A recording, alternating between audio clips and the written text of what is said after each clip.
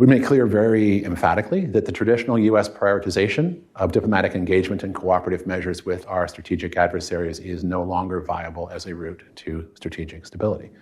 Presidents Putin and Xi specifically show little sign of actually wanting strategic stability and indeed seem to view instability as being critical to their own global ambitions.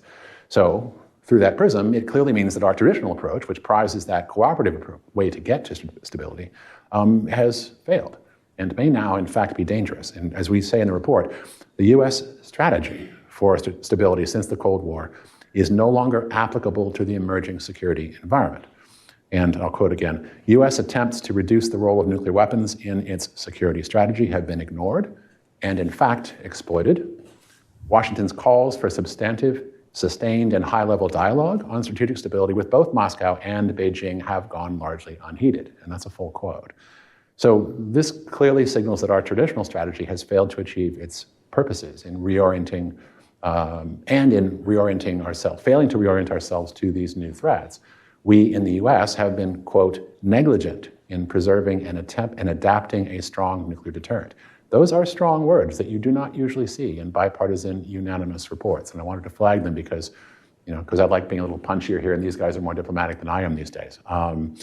So I wanted to flag this, and we make a big point that there is no going back to the legacy approach, right? We say that the effort to cooperate with Russia and China to identify and safeguard shared interests in strategic stability has come to naught, a situation that cannot be expected to change soon. Now, so in that sense, I think the main lesson is that it is time, from the report, that it's time for us to abandon what I myself would describe, although the report is much too decorous to use these terms, as the timid moralism and optimistic naivety of a conventional wisdom in strategic thinking that developed in a global environment quite unlike the one that we now face. Our leadership by example, the report does say, has failed, and we need to rethink our unilateral restraint because Moscow and Beijing are already racing in a new arms race, and in response to that, we need to go forward in a new approach.